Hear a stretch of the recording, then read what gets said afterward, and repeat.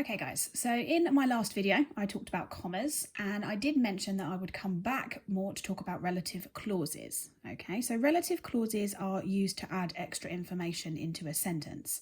And so that means we are going to be using commas at some point in today's video, so keep an eye out for that. Now when we're talking about relative clauses, we need to think about some very specific words. These words are called relative pronouns. Okay, so the relative pronouns are that, who, which, where, why, and what. Any of these 6 words will create a relative clause, and your relative clause must start with one of these words. Okay, and there are a couple of ways in which we can do that. The first way is what I'm going to show you on the next page. Okay, so on this first example, you'll notice I have 2 short sentences. So I have bought a new book. It is like the Hunger Games. Now what I can do is I can use a relative pronoun to create a relative clause out of this second sentence here. So I have bought a new book that is like the Hunger Games. So in this example, the relative pronoun that I've used is that. Can you see that there? So I have brought a new book that is like the Hunger Games. That means that my relative clause is that is like the Hunger Games. Okay, so another example, just like that one, is the following one. Katniss Everdeen is one of the tributes. She will go into the games. So I use a relative pronoun to create a relative clause out of this second sentence. So Katniss Everdeen is one of the tributes who will go into the games.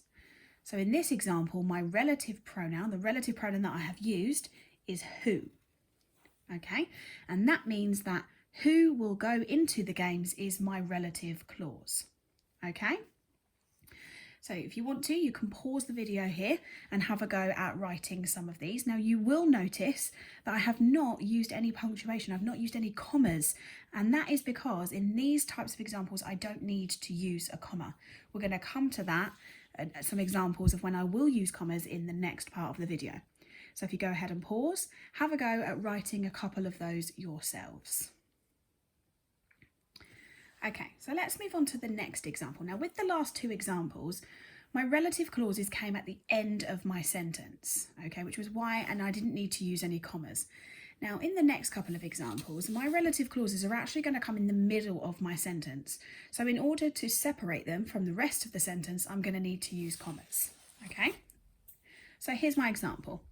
Miss Pryor's dog, who is known for being naughty, stole the socks. So think about what the extra information is in this sentence. Which part could I take out and the rest of the sentence would still make sense? I'm going to look for my relative pronoun. In this particular sentence, my relative pronoun is who. Okay, so that means that my relative clause will always start with who, so it's who is known for being naughty.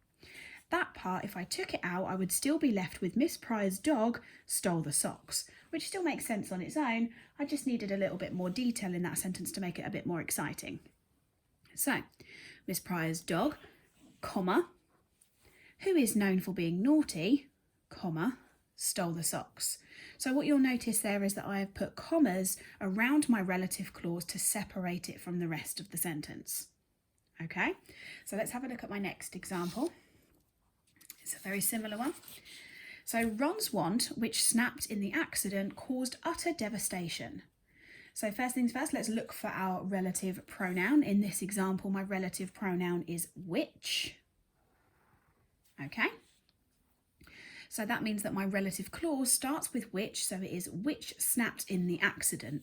That is my extra information in that sentence, which means that that part I need to separate from the rest by surrounding it with commas. So Ron's wand, comma, which snapped in the accident, comma, caused utter devastation.